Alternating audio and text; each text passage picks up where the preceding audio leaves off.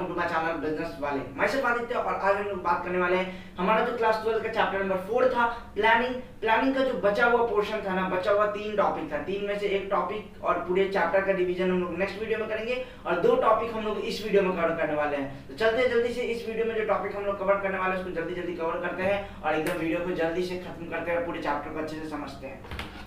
तो हम लोग आज बात क्या करने वाले हैं, प्लानिंग का जो सबसे 2 बचा हुआ पार्ट था, लिमिटेशन और प्रोसेस।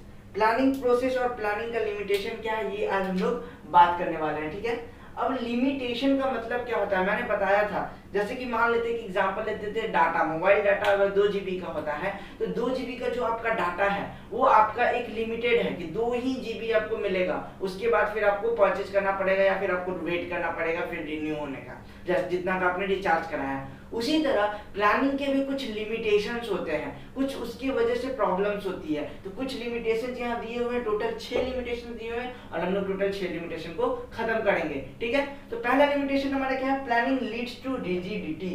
मतलब क्या कि प्लानिंग जो है वो रिजिड होता है। चेंजिंग इन्वायरमेंट में क्या होता है, प्लानिंग चेंज नहीं होता है। जैसे जैसे इन्वायरमेंट चेंज होते हैं तो वैसे वैसे प्लानिंग चेंज नहीं हो पाता है। प्लानिंग जैसे कि एक छोटा बच्चा, मान लो आप बचपन में खिलौना लेने जाते थे या मार्केट जाते थे मम्मी के साथ और आपको खिलौना दिख गया तो आप क्या करते थे, रिजिड हो जाते थे, रोने लगते थे, नहीं मुझे चाहिए मुझे चाहिए, जबरदस्ती करते थे और उसके बाद लेना पड़ता था। अगर मान लो कि अगर जब मम्मी ने नहीं दिलाया तो पड़ जाता था 2 थाप, उसके बाद फिर आइए चुपचाप से वे करते हुए घर। तो सेम चीज हो जाता है। प्लानिंग क्या है, ये भी रिजिड है। अगर आप एक बार प्लान बना लिए तो आप फ्लेक्सिबल नहीं हो सकते और जिसकी वजह से आपको प्रॉब्लम हो सकती है और जिसकी वजह से आपके बिजनेस में भी लॉस हो सकते हैं। ठीक है, अब दूसरा पॉइंट हमारा क्या है, प्लानिंग जो है may not work in dynamic environment. अब बात करते हैं, हमारा सबसे पहला पॉइंट क्या है, डायनामिक। डायनामिक का मतलब आप जानते हो, रेगुलर चेंजेस।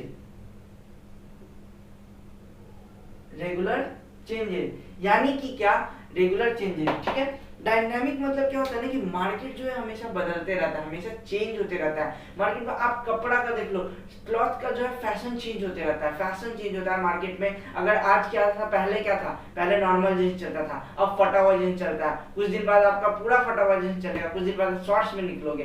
तो आपका ट्रेंड हो रहा है, फैशन चल रहा है। ठीक है, तो वो चेंज होते रहता है। अब आपको आज की डेट में पुराना एकदम फैला हुआ पैंट देगा तो आप पहनोगे, बिल्कुल नहीं पहनोगे। नैरो पैंट्स का आदत हो गया है, आप एंकल लेंथ करवा के पहनते हो, जो भी जिस तरह से पहनना है, लेकिन आप पहले वाला नहीं पहनोगे। तो उसी तरह जिस तरह से ट्रेंड चेंज होता है उसी तरह अगर आप प्लान के साथ, जैसे कि मार्केट के साथ साथ अगर चेंज नहीं होते हो तो आपको प्रॉब्लम होगा। लेकिन आप अगर एक प्लान बना चुके कि मुझे ऐसे ऐसे ही करना है और उसी पे वर्क कर रहे हो और अचानक से चेंज हो जाएगा तो क्या आप चेंज कर पाओगे? तो आपका क्या हो सकता है, बिजनेस में नुकसान हो सकता है, आपका धंधा क्या हो सकता है, खराब हो सकता है। अगर आप बिजनेस स्टडीज पढ़ रहे हो तो अपने आप को एक बिजनेसमैन समझो, आप एक बिजनेसमैन हो और उस हिसाब से अपने आप को रख के एक बड़े ऑर्गेनाइजेशन का बिजनेसमैन अपने आप को बना लो और उसके बाद पढ़ो, बहुत इजीली समझोगे, बहुत इजीली समझोगे। चलो ठीक है, अब हम लोग बात करते हैं हमारा जो थर्ड पॉइंट है, इट रिड्यूस क्रिएटिविटी। क्रिएटिविटी कैसे खत्म करता है, तो क्रिएटिविटी जो है, जो इसका जो है वो क्या करता है, ये काम कितना पे करता है, यहाँ पे ले लेते हैं। ठीक है, या फिर छोड़ो हटाओ, हम ऐसे ही बता देते हैं। ठीक है, क्रिएटिविटी खत्म कैसे करता है, टॉप लेवल मैनेजमेंट जो है सब डिसाइड करता है। जैसे कि मैं एक कंपनी चला रहा हूँ, मैं इसका ओनर हूँ, मेरे 2 पार्टनर्स है। ठीक है, तो हम तीनों ने प्लान बनाया, हम तीनों ने सारा चीज डिस्कस किया और बाकी सबको हमने इंस्ट्रक्शन दे दिया कि आपको ऐसे ही काम करना है, आपको इसके अलावा दूसरा काम नहीं करना है। तो जो वर्कर काम कर रहे हैं नीचे, उनका तो क्रिएटिविटी खत्म, उनका तो जो भी वो अपना आइडिया है वो तो खत्म, क्योंकि मैं जो बोलूंगा उसे वही करना है। तो इट रिड्यूस क्रिएटिविटी। ठीक है, अब आप बोलोगे कि भैया पिछले में तो आपने बताया था कि ये मेंटल एक्सरसाइज करवाता, तो हाँ, बट सिर्फ किसका होता है, टॉप लेवल वालों का होता है। बाकी ऑर्गेनाइजेशन में जो बंदे होते हैं उन्हें जो बोला जाता है उन्हें वो करना है और तो कुछ है नहीं। तो इसीलिए इट रिड्यूस क्रिएटिविटी। अब हम लोग बात करते हैं, प्लानिंग इन्वॉल्व ह्यूज कॉस्ट। अब ह्यूज कॉस्ट कैसे लगता है, तो आप अगर एक बहुत अच्छा ऑर्गेनाइजेशन रन कर रहे हो तो उसके लिए आप मीटिंग्स लोगे, मीटिंग्स में खर्चे होते हैं। फिर आप एक प्रोफेशनल्स हायर करोगे, sales department, HR department, marketing department, हर जगह एक एचआर हायर करोगे, फाइनेंस डिपार्टमेंट का। तो आपको उसमें कॉस्ट क्या, अगर प्रोफेशनल को हायर करोगे तो प्रोफेशनल का कॉस्ट भी तो है, पेमेंट भी तो वो ज्यादा लेगा। तो ये क्या करता है, कॉस्ट को भी इन्वॉल्व करता है, ह्यूज कॉस्ट, यानी कि आपका कॉस्ट जो है वो बढ़ा देता है। अब हम लोग आते हैं फिफ्थ पॉइंट पे। फिफ्थ पॉइंट क्या है, planning is a time consuming process. अब प्लानिंग क्या है ना, एक टाइम टेकिंग प्रोसेस है। वो कैसे, तो अब पहले हम लोग सोच रहे हैं ये करना है, ये करना है, ऐसे करना है, ऐसे करना है, ऐसे करना है, ऐसे करना है, ऐसे करना है। अब पहले सोचे, उसको समझे, उसके बाद उस पर काम किए, उसके बाद फिर हम लोग देख रहे कि हाँ इस तरह से हम लोग काम करेंगे, इस तरह से हम लोग को काम करना है। बहुत सारा टाइम लगाने के बाद हम लोग प्लान करते हैं। प्लान करके उसके बाद उसको एग्जीक्यूट करने में, प्लान जो है उसको एग्जीक्यूट करने में भी आपको टाइम लग जाता है। तो इसीलिए प्लानिंग जो है वो एक टाइम टेकिंग प्रोसेस है। अब हम लोग बात करेंगे हमारा जो 6 पॉइंट है, planning does not guarantee success. अरे भाई वाह, अब आप बोलोगे यार आप तो एकदम दिमाग खराब कर दियो, पहले प्लानिंग ही नहीं, प्लानिंग करके कहते कि प्लानिंग करके चलिए, अब फिर कहते सक्सेस ही नहीं देंगे। तो अब हम बताते हैं, प्लानिंग आप कर लिए, आपने प्लान किया, अपने दिमाग से तो सोच लिया कि मार्केट में ऐसे ऐसे काम करेंगे तो सही होगा, लेकिन जब आप मार्केट में रियली में घुसे तो पता चला ले ये तो पूरा उल्टा हो गया। तो ये क्या होता है कि आप तो अपने हिसाब से प्लान किए थे कुछ और, आप मार्केट में घुसते उल्टा हो गया। तो इसी वजह से क्या होता है, प्लानिंग जो है आपका सक्सेस का गारंटी नहीं देता है। बट आप मार्केट में गए, उसके बाद जैसे ही उल्टा हुआ, आपने कुछ बैकअप रखा और आप उसको सही कर लिए, तो आपका सक्सेस भी हो सकता है। तो यहाँ पे क्या बोल रहा है ना, यहाँ पे आप देखो ये बोल रहा है क्या, गारंटी नहीं देता है, does not guarantee success, but success हो भी सकता है। ठीक है, तो अब हम लोग सेकंड नंबर पॉइंट करते हैं। ठीक है, सेकंड नंबर पॉइंट हमारा क्या था, पहले तो हम लोगों ने लिमिटेशन पढ़ लिया, अब हम लोग को क्या पढ़ना है, प्लानिंग प्रोसेस। प्लानिंग का क्या प्रोसेस होता है। अब मान लेते हैं ये जो पॉइंट हम लोग लिखे हैं ना, वो आपके लिए बहुत ही इंपॉर्टेंट चीज है। ठीक है, ये वाला मैं मिटा रहा हूँ क्योंकि मुझे यहाँ पे समझाने में इजी होगा। ठीक है, ये तो आप समझ गए, लिमिटेशन तो आप लोगों ने देख लिया होगा। अब हम लोग बात करते हैं प्लानिंग प्रोसेस पे। तो सबसे पहले प्लानिंग प्रोसेस में क्या होता है कि एक ऑब्जेक्टिव लेना। मान लेते हैं यहाँ पे मैंने जो ये सेल्स लिखा है, ये आपको समझाने के लिए है, बहुत इजी चीज है। आप अगर प्लानिंग प्रोसेस में जाते हो तो एक चीज तो है कि आपको एकदम प्रॉपर ऐसे याद होना चाहिए। तो यहाँ पे आप ये देखो DIES, डाइस आ रहा है क्या, डाइस, हाँ, बाकी इफ और यहाँ S है, तो आप याद कर सकते हो S डाइस इफ, या फिर इजी है, ज्यादा टफ तो है नहीं, बट आपको मैं इससे भी इजी तरीके से याद करवा दूंगा। वो कैसे, वो ऐसे कि सेटिंग ऑब्जेक्टिव, सबसे पहले सेटिंग ऑब्जेक्टिव कैसे आप सेट कर रहे हो। तो मान लेते हैं, ठीक है, मान लेते हैं कि ये एक सेल्स डिपार्टमेंट है, आपका एक सेल्स डिपार्टमेंट है। ठीक है,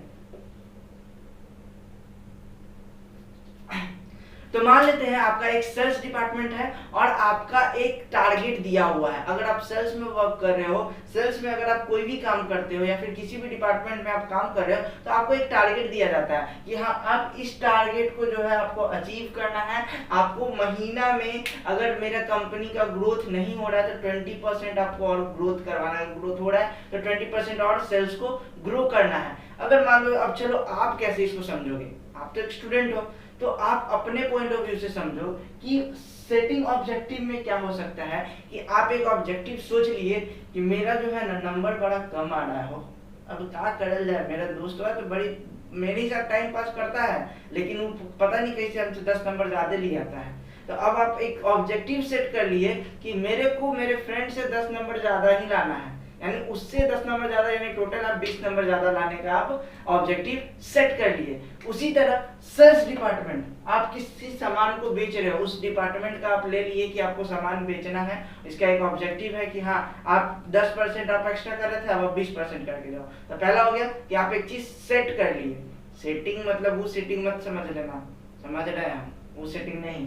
ठीक है, अब दूसरा क्या है, डेवलपिंग प्रीमिसेस। ठीक है, प्रीमिसेस जो बोलो कोई दिक्कत नहीं है। देखो डेवलपिंग प्रीमिसेस, अब यहाँ पे हम फ्यूचर एजम्पशन मैंने क्यों लिखा है, यहाँ पे फ्यूचर एजम्पशन मैंने इसीलिए लिखा है क्योंकि जब कोई मैनेजर ऑब्जेक्टिव सेट कर लेता, उसे एक टारगेट दिया जाता कि हाँ आपको ये करना है, अब उस काम को करने के लिए एक समझ होना चाहिए कि हाँ ये कैसे करेंगे तो मेरा फायदा होगा, किस तरह से ऑब्जेक्ट में किस तरह के सामान मुझे यूज करने पड़ेंगे, किस तरह के मटेरियल्स यूज करने पड़ेंगे, किस तरह से मैं अपने कंपनी को प्रॉफिट करवा सकता हूं। तो फ्यूचर अजम्पशन जो होता है ना, फ्यूचर अजम्पशन जो मैनेजर करता है और फ्यूचर अजम्पशन करके बताता है कि हाँ इस तरह से आपको हमको लॉस कम होगा, तो वो क्या होता है डेवलपिंग प्रीमिसेस। यानी कि मैनेजर क्या करता है, फ्यूचर एजम्पशन के बेसिस पे प्लानिंग करता है, ठीक है। फ्यूचर में आपको ये चीज हो सकता है, उस एजम्पशन के बेसिस पे प्लानिंग करता है। तो दूसरा हमारा क्या हो गया, हमारा जो पहला था सेल्स था, दूसरा क्या था अजम्पशन। ये सब जो है ना आपका की पॉइंट है, आपको बहुत ही जल्दी इस चीज को समझने में हेल्प करेगा। पहले आप एग्जांपल्स के हिसाब से, आपके बुक्स में भी यही है, तो आपको बहुत ही इजीली समझ में भी आएगा कि पहले आप सेल्स का एग्जांपल ले लिए, फिर दूसरा क्या हो गया कि फ्यूचर अजम्पशन पे आपने कर लिया। अब तीसरा हम लोग, तीसरा नंबर पॉइंट क्या है, identifying alternative course of action. मतलब क्या कि जैसे आपको मान लेते हैं हम सेल्स ही लेके चलते हैं, हम सेल कर रहे हैं तो सेल्स ही लेके चलते हैं। अब हम, मेरे पास क्या है ना कि ये मार्कर है, ठीक है, ये मार्कर हमको बेचना है, तो ये मार्कर हमको मार्केट में बेचवाने के लिए बहुत सारा अलग अलग तरीका हम निकाल सकते हैं। तो ई मार्कर बेचवाने के लिए हम आपको लालच दे देंगे कि 2 रुपया देंगे मार्कर बेचवाओगे, सॉरी 2 रुपया में तो तुम लोगे नहीं, 5 अब तो 200 से कम करोगे नहीं। अब मार्कर का दाम है कितना रुपया, 25 रुपया होगा, हाँ 25 रुपया है। तो मार्कर का रेट है, हम आपको अब 50 रुपया दे तो कोई नहीं करवाएगा। तो इसके लिए मैं alternative course of action choose करूंगा कि कैसे मैं इस मार्कर को बेचूं। इस मार्कर को बेचने के लिए मेरे पास 10 तरीका है, तो हम लोग 10 तरीका पहले निकालेंगे। यानी कि जितने ऑब्जेक्टिव्स हैं, अलग अलग ऑब्जेक्टिव को हम लोग क्या करेंगे, इसको एडिट करते हैं और यहाँ पे हम लोग लिखते हैं ऑब्जेक्टिव्स। क्या करेंगे यहाँ पे, ऑब्जेक्टिव्स, ठीक है। ये आपका की पॉइंट है, याद रखना, ठीक है। ऑब्जेक्टिव हम समझ गए कि बहुत सारे ऑब्जेक्टिव को हम लोग निकाल के रख लिए। उसके बाद क्या करना, इवेल्युएट अल्टरनेटिव कोर्स। अब ये जो इतना सारा हम 10 को निकाले, 1 2 3 4 5 6 गो रास्ता निकाले। अब 6 रास्ता में से मेरे जाने का रास्ता सबसे बेस्ट कौन है, जिसमें हमको पुलिस नहीं मारेगा अभी के समय में। तो सबसे बेस्ट रास्ता हम इसमें से मान लेते कि 3 नंबर को देखें, ठीक है। तो हम क्या किए कि इसमें से क्या किए, इवेल्युएट द अल्टरनेटिव कोर्स, मतलब कि जो बेस्ट है उसको हम लोग सिलेक्ट किए। यहाँ देखो, यहाँ लिखा भी है मैंने, ठीक है। ये समझ में आया, सिलेक्टिंग एन अल्टरनेटिव। हम लोगों ने बेस्ट तो सिलेक्ट कर लिया कि ये दोनों मान लेते कि बेस्ट है। अब इन दोनों बेस्ट में से हम लोग ये देखेंगे कि किसका पॉजिटिव वाइब ज्यादा है, किसमें चांस है कि हम इसमें पुलिस से नहीं पिटाएंगे। इसमें पुलिस से पिटाने का चांस 5% है और इसमें पुलिस से पिटाने का चांस 15% है, ठीक है। तो किससे में कम चांस है, तो इसमें कम चांस है, तो हमको इसमें कम लॉस होगा। तो इसका मतलब पता है क्या होता है, सिलेक्टिंग एन अल्टरनेटिव का मतलब कि आप जो है सबसे पॉजिटिव जिसमें ज्यादा दिखे, जो आप अल्टरनेटिव आप बेस्ट ऑब्जेक्टिव सिलेक्ट किए, अब उसमें से उस ऑब्जेक्टिव में जो पॉजिटिव वाइब आपको ज्यादा दे और निगेटिव कम आए, मतलब पॉजिटिविटी उसमें ज्यादा रहे, निगेटिविटी कम रहे। और एक चीज और, ये नहीं कि पॉजिटिव बहुत ज्यादा है निगेटिव बहुत कम है, बट आपका कॉस्ट जो है वो बहुत ज्यादा लग रहा है, आपके रिसोर्स नहीं है और आपको उससे ज्यादा लग रहा है, तो वो भी चीज नहीं देखना। आपको अपने पैसे को भी, बजट को भी देख के चलना है। ये नहीं कि KTM लेके घूम रहे हैं, तेल डलवावे नहीं किया, रुक गया और गाड़ी तक पिटाना चालू हो गया, ये काम नहीं करना है। तो हम लोग को क्या करना पड़ेगा, हम लोग को जो है अब देखना पड़ेगा कि प्राइस भी, मान लेते हैं कि ये जो 5% तो लग रहा है, बट इसमें क्या हो गया मेरे साथ प्रॉब्लम कि मेरे पास इतना पैसा नहीं है, ज्यादा लग रहा है, लेकिन 15% इसमें निगेटिविटी है, बट मेरे पास ये मेरे पास इतना कॉस्ट लगाने के लिए है। तो हम लोग वही देखेंगे कि जिसमें कम से कम निगेटिविटी हो, ज्यादा से ज्यादा पॉजिटिविटी हो और हमारे बजट में भी हो, ठीक है। तो ये हो गया सिलेक्टिंग एन अल्टरनेटिव। अब हम लोग क्या करेंगे, इम्प्लीमेंटिंग द प्लान। अब हम लोग क्या करेंगे, उस पर अप्लाई करेंगे। यहाँ पे देखो अप्लाई लिखा है ना, मैंने यहाँ पे लिख देता हूँ, यहाँ पे आपको समझ में आएगा, APPLY, अप्लाई। तो हम लोगों ने क्या किया, अब उस चीज को अप्लाई किया, हमारा जो वर्क है उसको हम लोगों ने अप्लाई किया, काम को मैंने चालू कर दिया। अब काम को हम लोग चालू कर देंगे, अब बिना चेक किए हुए सही हो जाएगा, काम हम चालू कर दिए और उस पे हम लोग क्या करेंगे कि एक्शन पे देखेंगे नहीं, ध्यान नहीं देंगे, यानी रास्ता में हम निकल गए, ठीक है। हम ही तो सोच लिए कि रिस्क 15% है, आराम से निकल जाएंगे, गलिए गलिए घुस के निकल जाएंगे। हम देखते हुए नहीं जाएंगे कि खड़ा है कि नहीं, तो फिर पिटेवे ना करेंगे। तो वही चीज हो जाएगा कि फॉलो अप द एक्शन, मतलब क्या, लास्ट आपका पॉइंट क्या है, मॉनिटर।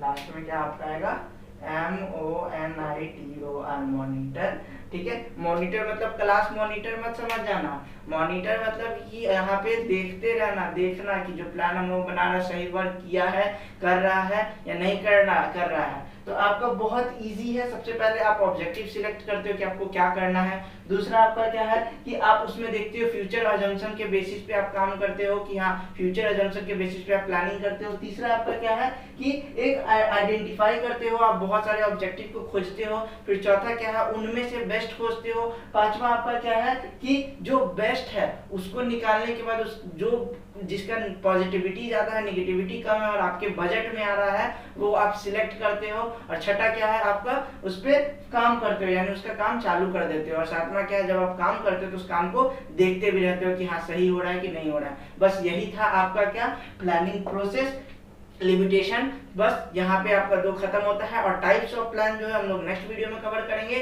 और पूरे वीडियो को एक बार अच्छे से पूरे चैप्टर को हम लोग रिकॉल करेंगे और इस प्लानिंग चैप्टर को 3 पार्ट में खत्म करेंगे। तो मिलते हैं नेक्स्ट वीडियो में, तब तक के लिए अपना ध्यान रखो और अच्छा लगा हो तो जल्दी से जल्दी लाइक कर दो और चैनल को सब्सक्राइब कर दो। बहुत मेहनत लग रहा है और 1 के सब्सक्राइबर मुझे जल्दी से जल्दी चाहिए, तो प्लीज जल्दी से जल्दी सब्सक्राइब करो। मिलते हैं नेक्स्ट वीडियो में, तब तक के लिए अपना ध्यान।